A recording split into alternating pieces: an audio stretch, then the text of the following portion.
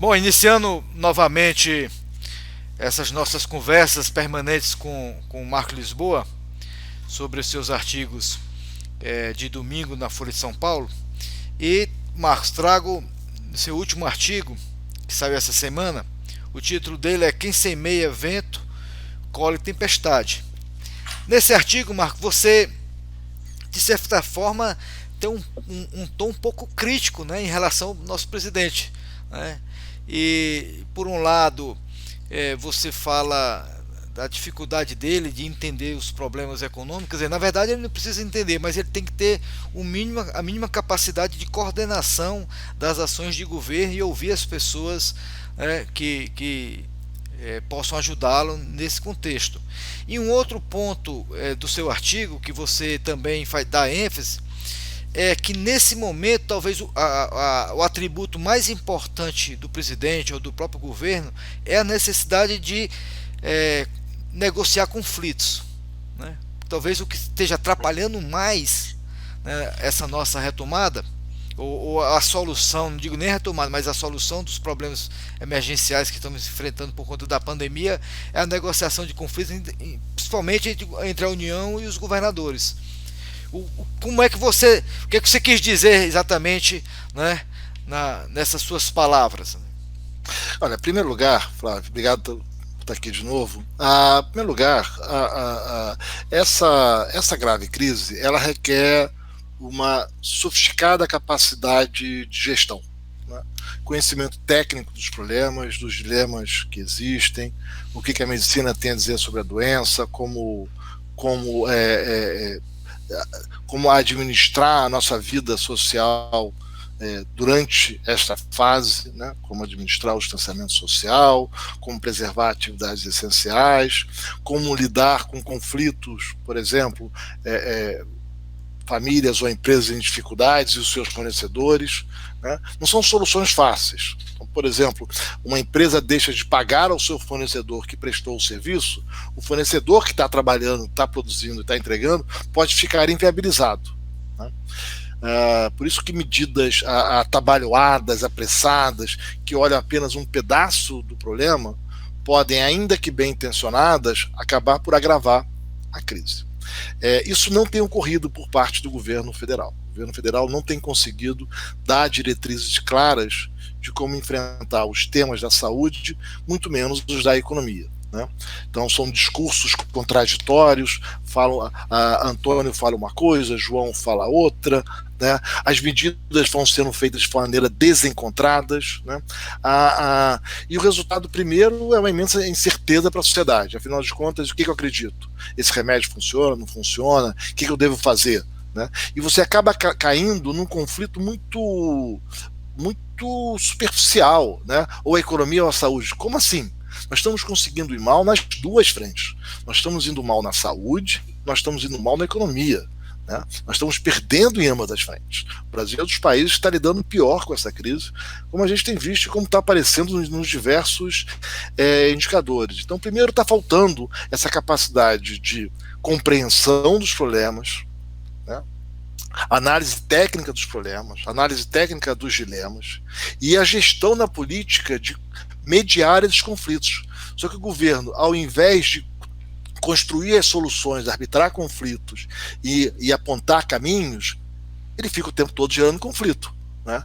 E só vai agravando os problemas do país.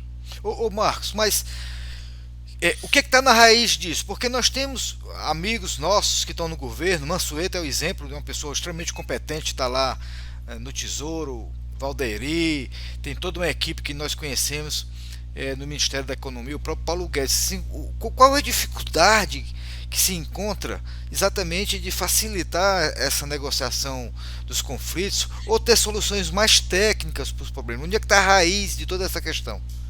Eu acho que, em primeiro lugar, quer dizer, o governo não tem uma gestão coordenada dos esforços, quer dizer, não tem um comitê gestor de crise que capture as informações e os dados das regiões urbanas e do campo, que consolide, que tenha um mapa das ofertas dos equipamentos e as necessidades de saúde, que informe a população adequadamente quais são os procedimentos a serem adotados, que consiga coordenar com os governadores as ações a serem tomadas, a coordenar a importação do que for necessário, a produção local. Nada disso está acontecendo, está uma desordem. Né? Fica apenas na conversa de botequim do eu quero isso e os outros querem aquilo. E não é assim. Você tem que, os países que lidaram bem com essa crise, que estão lidando melhor com essa crise, estão negociando, estão acordando, estão criando, né, união entre poder executivo, legislativo, governo, oposição, para construir soluções. E não essas polêmicas que, vamos confessar, não fosse os tempos dramáticos, seriam profundamente cansativas e irrelevantes, né, que estão muito distantes dos problemas do país. E a gente vê isso também na economia, Flávio. Né? A gente está vendo aí, por exemplo, a quantidade de medidas que estão acontecendo, ou por iniciativas do governo, ou do Senado, ou da Câmara, enfim, dos diversos, absolutamente descoordenadas. Né? Então, um pouco o esforço que a gente fez na última semana foi consolidar todas as medidas que já foram aprovadas, as que estão em vias de aprovação, para tentar entender o que está se comprometendo no nosso futuro, quantos dos recursos estão sendo dados, né? E mais ainda, o que está sendo discutido, como, por exemplo, prorrogação de alguns benefícios, prorrogação de algumas isenções e de outros auxílios. Né? E os números são muito preocupantes, Flávio. Quer dizer, a gente já tem aí, perto de comprometer aí pouco mais de 600 bilhões de déficit esse ano, somando o que já foi aprovado e o que está muito perto de ser aprovado, e com o que está sendo discutido, a gente faz vários cenários, né, que está na mesa, na discussão, com prorrogação de vários benefícios. Esse número pode chegar a mais de R$1 trilhão de reais. E para agravar, com muitas medidas que aumentam os gastos permanentes do país. Tem uma discussão sobre o Fundeb, que amplia os gastos com o Fundeb, tem a ampliação da regra de acesso ao BPC, né? Foi criado um fundo garantidor para empréstimos de pequenas e médias empresas, em que o Tesouro vai ter que aportar anualmente recursos, né? Quer dizer, um país que já vinha numa trajetória de gasto público crescente obrigatório, né? Esse é o drama do Brasil. Nosso gasto obrigatório não para de aumentar, e aumenta mais do que o PIB, ele está comendo o PIB. Né?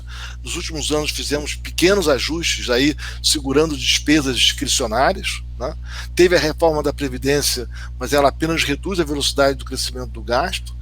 Os estados numa situação muito difícil, porque não estão fazendo essas reformas em geral.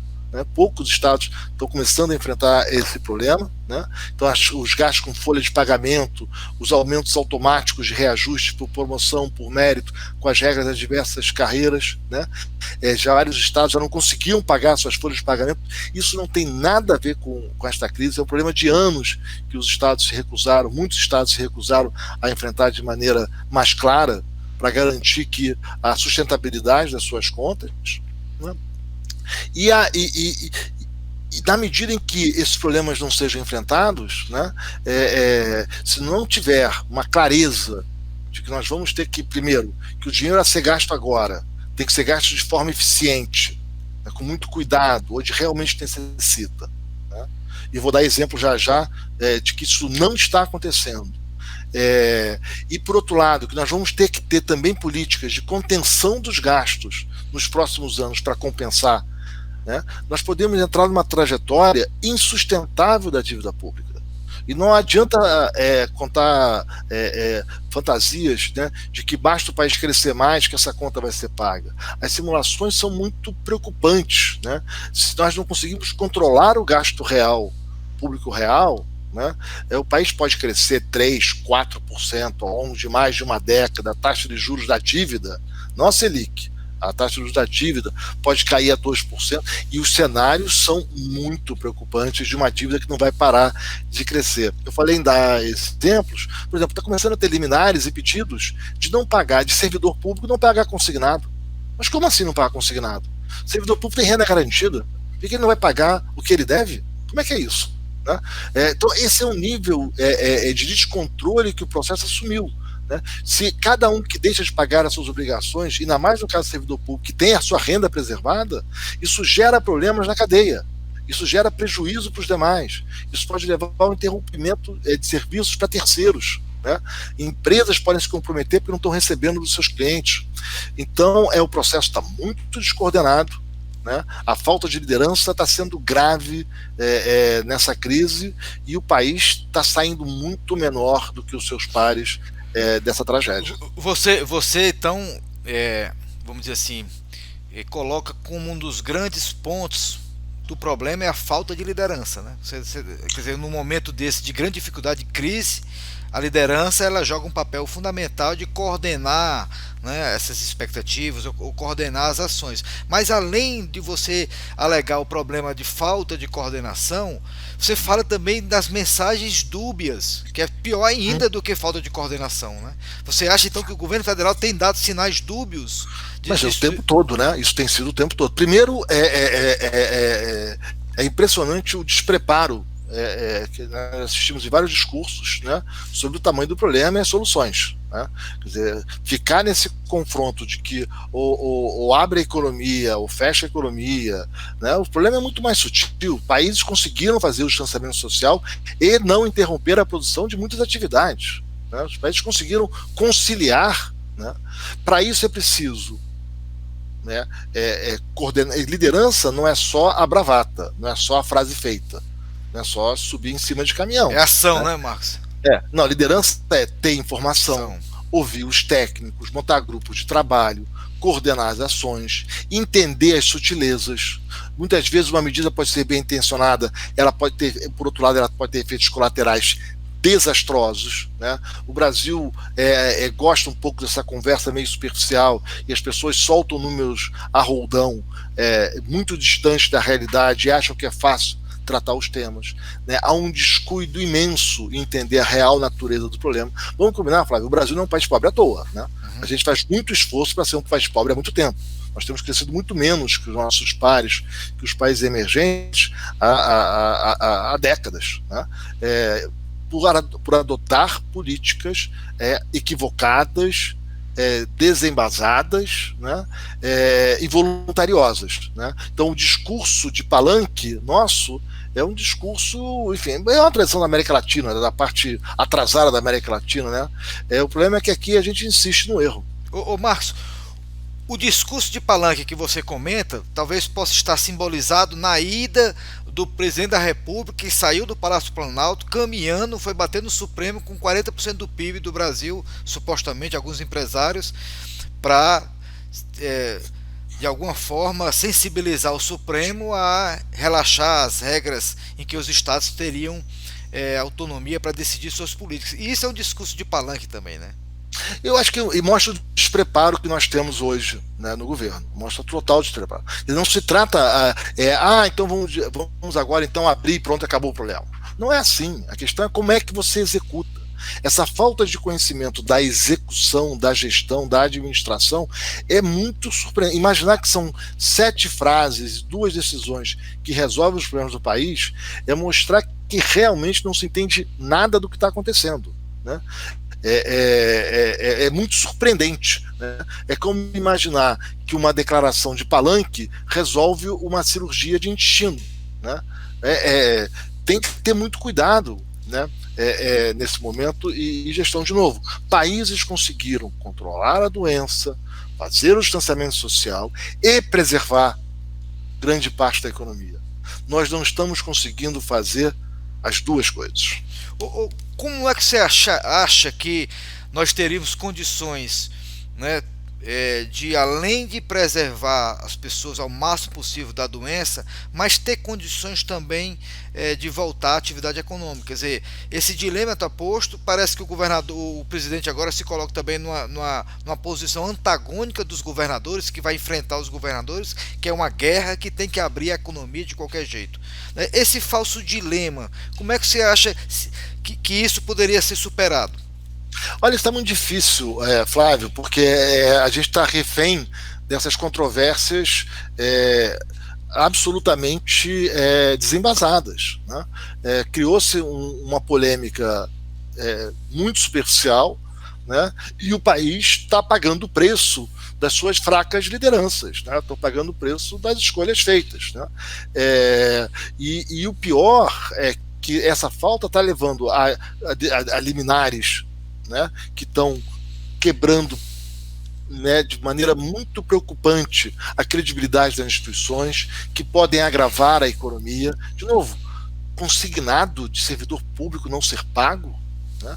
Assim, esse é só um exemplo, assim, é tão absurdo esse exemplo, mas ele está acontecendo, né? Então, o próprio Senado, olha a quantidade de propostas estão saindo do Senado que agravam imensamente as contas públicas e vão na contramão do que os senadores desejam. Quer dizer, mostra o nível de despreparo, né, com o interesse público a essa altura, mas, de novo, é essa situação de caos que não tem técnicos explicando, olha, você quer fazer isso aqui, mas vai ter esse efeito colateral. Você sabe como é que funciona o mercado de crédito para entender quais são os problemas, né? Os técnicos estão informando adequadamente como é que funciona. Quer dizer, então, agora no Senado estão várias medidas que podem, de vez, tornar muito mais difícil o mercado de crédito brasileiro, quando a intenção é o contrário. Mas, infelizmente, o despreparo é imenso. O Marcos, o Shimura, lá do IBRE, ele deu uma entrevista na Folha também essa semana, e ele toca num ponto exatamente nesse que você acabou de tocar, sobre a questão dos, por exemplo, a quebra de contratos dos consignados com os bancos. Ou seja, ele alerta que um tema que está sendo pouco discutido é a litigância jurídica, ou seja, está se quebrando contratos, às vezes sem razão, mas que isso vai gerar um prejuízo muito grande para as relações de trabalho, para as empresas, fornecedores, que talvez essa discussão está sendo pouco abordado, né? Você concorda com o Shimura? Concordo integralmente. O número de liminares que estão saindo, a gente está começando a coletar as liminares, né? Na escola, tem uma equipe grande de tributaristas e economistas envolvidos com isso. A Lorraine fez um trabalho realmente... ela é casada com o Braulio, que trabalha né? Um trabalho fantástico de coletar as liminares, e é muito preocupante. A gente foi, inclusive, começando a olhar em outros países. Está isso acontecendo em outros países? Não. Né? Outros países, as ações judiciais são para garantir os contratos. É o contrário, né? É o contrário. A gente está na contramão. Imagina como é que quem vai botar os seus recursos para gerar emprego e produzir, olha um país como o Brasil e fala, como é que eu fico aqui nesse país? Então amanhã eu estou produzindo, estou vendendo, e aí vem uma decisão, não, o cliente não vai ter que pagar e você tem que oferecer o serviço. Mas como é que é isso? Né? E, de novo, pessoas bem motivadas, porém despreparadas, saem tomando as decisões sem entender direito as consequências. Né? Mas por que o Brasil está sendo diferente em relação aos outros países nesse aspecto? Mas o Brasil, como eu disse, o Brasil não cresce menos que os demais emergentes há 20 anos à toa, há 25 anos. A gente cresce muito menos que os demais emergentes. Eles cresceram 7 vezes mais que o Brasil. O número é muito significativo do nosso atraso. Vou dar um exemplo para você, um exemplo pré-crise. Né?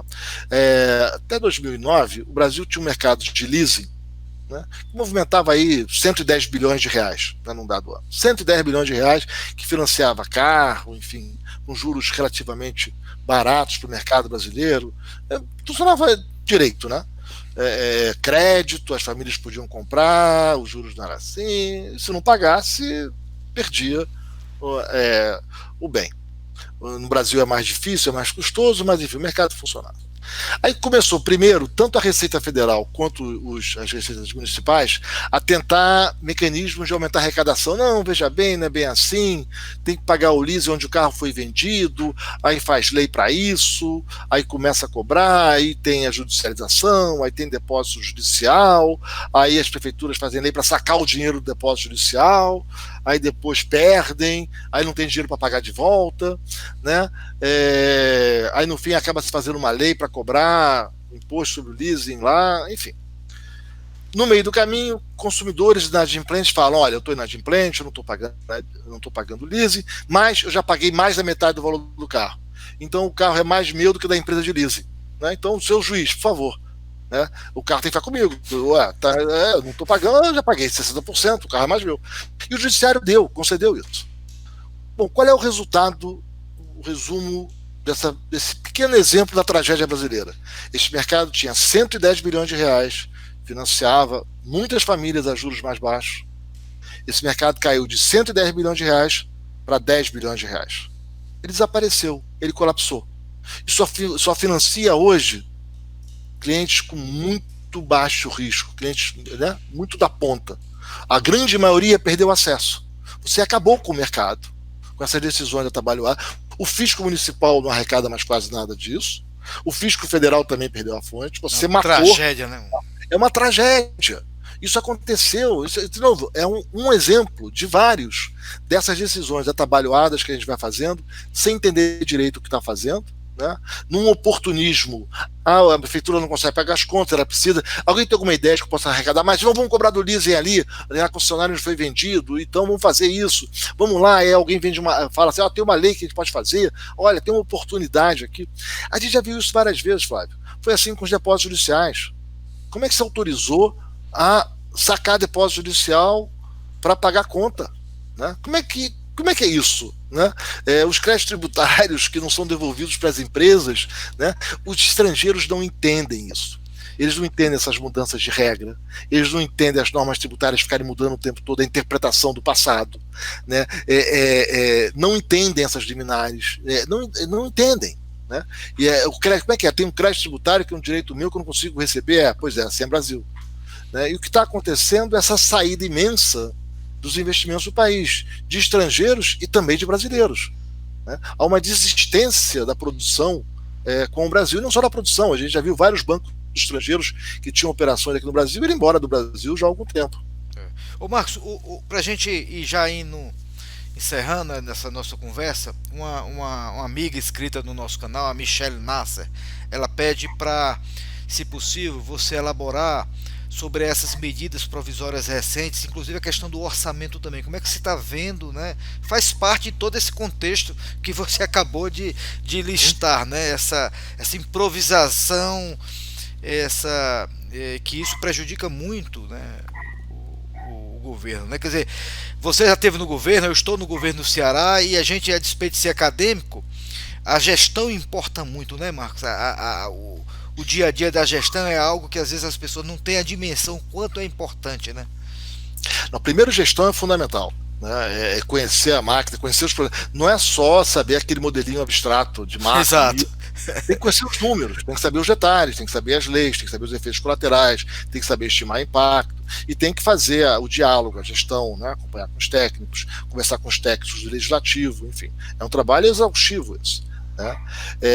Entrando no ponto, parte do esforço que a gente está fazendo, eu agradeço a pergunta, é exatamente sistematizar essas medidas. Então nós fizemos um esforço grande de sistemar todas as medidas com impacto fiscal, isso está no estudo, a gente vai ter uma terceira versão do estudo. Quando é que você acha que vai ter pronto para a gente conversar sobre isso? Já está circulando, já está circulando, né? Mas a outra versão. A nova deve ser talvez segunda-feira, vamos ver se a gente faz, estou fazendo mais simulações. E Flávio, está uma coisa tão descontrolada que você termina o trabalho no dia seguinte já tem que ajustar o número. Já saiu outra medida. Nossa. Né? 9 bilhões virou, né, tema corriqueiro por dia. Né? E para as empresas acompanharem isso é impossível praticamente. As pessoas não estão acompanhando. E a gente está sentindo falta do governo fazer, no mínimo, projeções de dívida com esse impacto e explicar o tamanho. Quer dizer, não adianta não vai ficar dando entrevista dando opinião. Né? Os relatórios deveriam informar o tamanho dos números, o tamanho do comprometimento, os impactos futuros, qual deve ser o encaminhamento. Então, por exemplo, nessa questão com os estados, né? Foi muito mal conduzido esse processo. Exato. Você deveria ter feito auxílio aos estados. Exatamente. Né? Tendo como contrapartida as medidas a serem aprovadas. Sobre outras medidas eu fico preocupado. Quer dizer, eu fico preocupado com essa... a gente fica às vezes um pouco nessa análise meio... o FED, que é o Banco Central Americano, está fazendo isso, então vamos fazer igual. Vamos tomar com calma, que tem instituições diferentes. Né? As atribuições são diferentes entre Tesouro e FED nos Estados Unidos, no Brasil, enfim, tem uma série de sutilezas que é bom conhecer antes de sair propondo. Né? Eu fico preocupado do Banco Central começar a fazer intervenções no mercado de dívida pública. Essa é uma atribuição do Tesouro, ou no mercado secundário de dívida privada. Né? Acho que a gente tem instrumentos no Brasil para auxiliar para tentar oferecer algum tipo de garantia ou crédito para as empresas no Brasil. Assim, você acaba fazendo trabalho que são de outras agências do poder público. Então, isso me deixa preocupado. E um pouco essa impressão que tem algum caminho fácil que você vai dar dinheiro e vai resolver o problema. Né? Primeiro, estamos dando dinheiro, vamos combinar, de uma maneira bastante incompetente. Né? Muita gente recebendo, né? Como não tem técnica, não tem gestão, não tem dado, foi se dando os R$600 sem saber muito bem para quem, como, de que maneira, e está começando a aparecer os problemas. Da mesma maneira, uma série de medidas de crédito, por exemplo, elas esqueceram de combinar com a realidade como é que iam ser implementadas. Né? E ainda vem né, ali de carona medidas liberando, perdoando ou dando benefícios para pessoas que estavam empresas e pessoas que estavam inadimplentes antes da crise. Mas como assim? Né?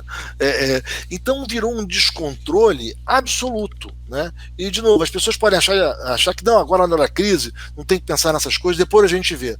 Depois a gente não vê. Né? O Brasil está comprometendo seriamente a sua credibilidade. E não é só questão de credibilidade, você está mostrando que as nossas instituições estão se tornando disfuncionais. Né? Elas não sabem lidar com uma crise. A gente toma medidas voluntariosas de gabinete, que alguém teve uma ideia, passou ali, falou de um problema, e você toma. Né? Investimento é uma decisão difícil, uma decisão de longo prazo. Onde investir, onde produzir. Além do mais, investimento em infraestrutura de prazos muito longos. Né? Você vai pegar o dinheiro de pessoas de outros países e falar, olha, vamos apostar no Brasil, vamos construir uma fábrica. Isso é uma decisão de décadas. Vamos construir uma rodovia, um porto. Né? Vamos levar o nosso conhecimento e nossos recursos para colaborar. Né? E não vai. Num país que revela esse grau de incompetência e desconhecimento, e disfuncionalidade institucional, não vai. Então eu temo muito pela crise que está ficando cada vez mais grave na saúde e na economia, e temo também pelo pós-crise, que vai ser muito mais difícil aqui, aparentemente, do que na grande maioria dos países. Ok, Marcos, muito obrigado mais uma vez nesse nosso bate-papo.